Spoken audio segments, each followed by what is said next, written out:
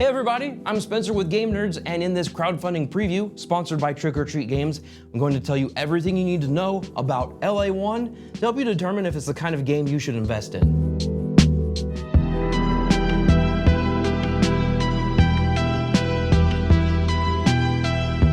Now before I get any further, here's a big disclaimer. Everything you're gonna see here is a demo copy, so all the components and design elements aren't final. But be sure to take a close look at the crowdfunding page for all of those details. Now, LA-1 is a cooperative, story and choice-driven adventure game with a futuristic detective noir theme. So the game is for 1 to 5 players, and you'll be playing as detectives in the Mace and Doyle agency. Some of the characters that you have to choose from are Edward, Doyle, the Shark, Alana Barston, Tina Wu, and Ronnie Mace. And as these detectives, you will be working together to resolve cases in a post-apocalyptic version of Los Angeles called, of course, LA-1. To win the game, you must close the case before darkness closes in. Now, something that's important to understand about LA-1 is that thematically, you are solving cases. However, doing that doesn't really require any kind of deduction. So as you'll see as I explain a little bit more about the game, you're gonna be completing actions and resolving skill tests to give you the clues and evidence you need to solve a case rather than actual detective work. So here's a breakdown about how LA-1 works. Now the game can be played as one-off cases like you see here. We've got case 1, big bounties, Case 2, murder in the worst degree. You can play these as one-off cases, or you can play them back to back as an ongoing story. Now check out this little filing cabinet. Inside here, you're gonna keep all of your case cards, and they're numbered, and they're all relevant to each specific case. Some of the case cards that you get, especially there at the end of each case, they're going to instruct you what you carry over from case to case if you are playing a campaign, and you'll also keep your character, their statuses, as well as some of their upgrades. So while the case outcomes do impact the future of your campaign, it's not so complicated and pretty easy to keep up with. But because of that, you aren't really missing out on too much if you choose to play these as individual cases rather than an overarching narrative. Each case has a narrative, the introduction to what's happening. We've got the case objectives here that tells you what it's going to do to complete the case. In fact, this particular one, the goal is to gain a certain amount of credits because you're kind of starting off. You need credits for your investigations. This tells you how to solve the case. And then this talks about darkness, which I'll get into here in a little bit. But over here, there's some specific case setup that you'll have to do, and then a few more details that are specific to this particular case. A game round is broken up into 3 phases, which is the darkness, actions, and investigations phase. And your little player mat here actually does a great job of helping you keep track of everything. It breaks it all down for you so you know what's coming. I do want to quickly go over each phase so you know what to expect when you're playing. First of all is the darkness phase, which represents the ever-present corruption and darkness in LA-1. This is sort of like an event phase where a darkness card is drawn and something happens. The effects are usually bad, but not always terrible. So the darkness deck is made up of different types of darkness cards, and the contents of which do change from case to case. So you can see they're all kind of categorized differently based on what might be happening in the city. So you're never going to experience the exact same type of darkness cards from case to case. So just a couple of examples of what those look like. This one says, the lead investigator may gain the top token from their location if they add 2 tokens to heat. We'll talk about heat in a minute. Then it says, reckless investigators with 3 or more tokens on heat may retrieve 2 by taking damage. And then finally, the last thing on this card is advanced darkness. Sometimes you'll see things on here that are applicable only to certain player counts. For example, this one, there's a bottom effect that's only for games of 4 or more. Anyways, that is the first part of the darkness phase, which is to draw one of those cards, resolve it, and sometimes you'll have to advance the darkness tracker. Progress on the track can trigger new plot points and add new clues to the board. Some cards and other effects in the game advance the darkness tracker. Now, progress on this track can trigger new plot points, like this guy right here, and add new clues to the board. Some cards, as you saw a minute ago, will instruct players to add heat tokens to this section of the board right here. These represent unwanted attention from the law. Now, effects in the game will sometimes impact the player with the most heat, so it's definitely something that you need to manage. Characters may also gain damage through darkness cards, and of course, other game effects. Notice how on the damage cards, you do see different colored icons. That represents how you're going to place them down when you gain them. So the first 2 are face down, while the third one is face up, which will determine whether or not additional effects happen. Something else that might happen in the darkness phase and at other points throughout the game is turning a location dark. Now, when you begin the game, no location is dark, and you can see here that you have the sun here, so it is light. Certain effects are only present when that location is in the light. When it turns dark, you're going to move it over, and now it's gonna be more harmful whenever you go. So if you go to Tech Alley when it's in the dark, each time you gain a clue token there, you're gonna take some damage. Finally, if the darkness tracker ever reaches the end, you lose. Once you've completed the darkness phase, you're gonna move on to the actions phase. Here, each investigator will take a turn completing 2 actions. Now, these actions generally help you improve your character and help you prepare to have a successful investigation in the next phase. Here's a quick rundown of the kinds of things you can do during the actions phase. Moving, going from one location to another. If you lay low, you can remove one of your tokens from heat. Black market, you can buy a token at the cost of putting one of your tokens on heat. You can also do things like bribing, you have some character-specific actions, and maybe some location-specific actions. Lastly, you can analyze tokens, which the ones you just saw in the black market all have a special ability that you can use whenever you investigate that particular token.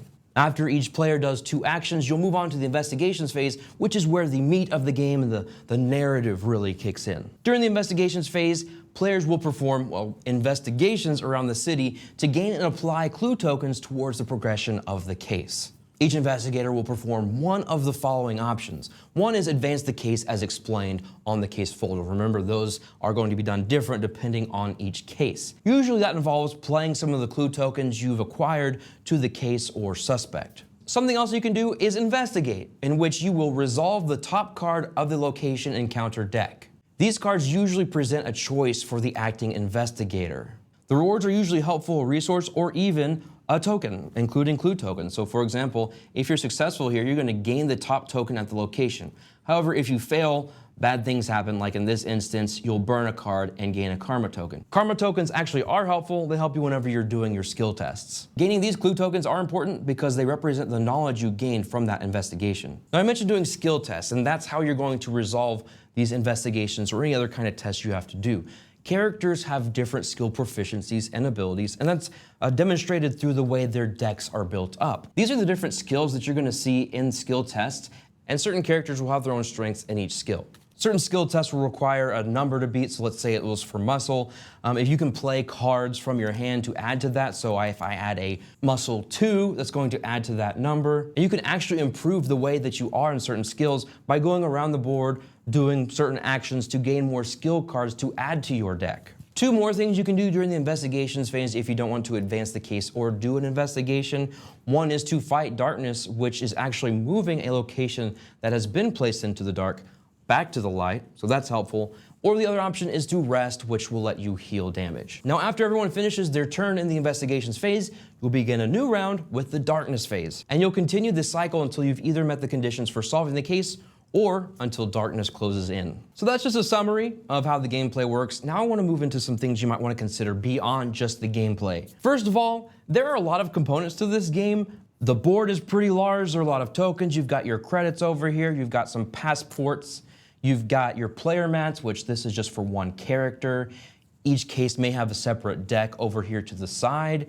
Now note, this is a 5-foot by 5-foot table, and you can see that while I have plenty of room, if your table is not that big, you may have to do some creative thinking to make the game work on whatever space you're playing on. Something else I want to share with you is your overall time commitment when playing this game. I know that really impacts buying decisions. So just for setting up the game, one thing you have to remember is each case has some specific details that you have to work through that's not going to be something repetitive if you were to play this game multiple times. And so I found that setting up the game on average takes about 16 to 20 minutes. There's a lot of just specific rifling through here to get the cards. Again, it's not necessarily a bad thing, it's just something you should be aware of. Something else, when you're explaining the game for new players, that's gonna take about 5 to 8 minutes. Now, the game itself is not that complex when it comes to the mechanics, so you can easily teach the basics up front, and then since this is a cooperative game, you can teach many of the finer details as you play. Each round can average around 8 to 10 minutes, and that can go longer, of course, based on how the investigation phase plays out. If you're doing something just like resting, that's not going to take much time, but if you draw an investigation card, you have to go through that. Sometimes one investigation will lead to something else. You are going to have vastly different outcomes, and so that makes providing a specific time frame a little bit difficult. For an entire playthrough, I'd plan on about 2 to 3 hours. Of course, that's depending on player count. Remember that if each player does an investigation during the investigation phase, that's really going to add to the length. All in all, you can expect to set aside 2.5 to 4 hours to play a single case of LA-1, which is heavily dependent on player count. So now I want to move on to the target audience, who I think this game is for.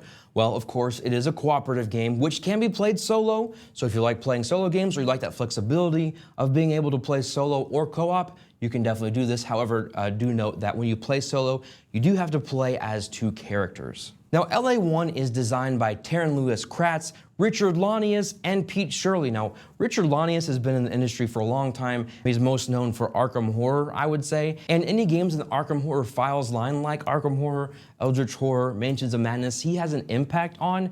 So if you're familiar with those games and you like that style, you're probably going to enjoy this, especially the each location having a different encounter deck. That, for me, really brings up memories of playing Arkham Horror. And hey, if you've ever been interested in playing Arkham Horror or Eldritch Horror or anything like that, but it's not really your theme, this might be a new way to get introduced to that style. Or if you like those games and you want a new theme, something refreshing, this is definitely going to provide that for you. It is a pretty standard co-op game format, the multiple phases. You've got the game fighting back, characters with special abilities, the action point allowance system. So if you enjoy that and you feel that kind of comforting to play those kinds of co-op games, that's definitely what this provides. The age range is 14 and up, and I think that fits, but not really for complexity. I think that's mostly appropriate for the subject matter. Now, there's nothing too gruesome or adult in here. I don't think anything worse than like a PG-13 movie, but there are depictions of violence and seedy behavior, so just be aware of that. If you're looking for a deduction, a mystery-solving game like City of Angels or Chronicles of Crime, this definitely isn't it. However, if you want that kind of game without having to actually make logical leaps or use deductive reasoning, well, this is definitely a good option. Because of that, because of the way the system is designed, cases can't really be spoiled when you play them. The amount of cards here allow for a variable setup and outcome, so your experience can be different when you replay a case. I definitely can speak from experience. I started a second case or a second playthrough of the same case, and something completely different happened just based on the card that I drew. Now, in this preview version of the game, I was able to try 2 cases, but I'm told that the full game, as it's published, will have 5 cases. The game will also come with 4 additional characters, plus a ton more cards to play with. In fact, they say there will be almost 800 cards in total, so I'm sure enough to fill up this box. The Kickstarter will also include a pack of unpainted minis for the characters and a deluxe upgrade pack as optional add-ons. If LA-1 does sound interesting to you and you want to learn more about it, or you want to go ahead and pledge right away, head to nerds.me/LA-1. I'll put that link in the description as well. And that's about everything I wanted to cover about LA-1, and hopefully the video gives you the info you needed to decide if you want to back it or not. I have been told that backers who pledge in the first 72 hours will receive a Metal Detective Badge First Player token. If you found this video helpful, please consider giving it a like, and don't forget to subscribe so you don't miss out on other tabletop gaming content like this. Once again, my name is Spencer, and I want to thank you so much for watching.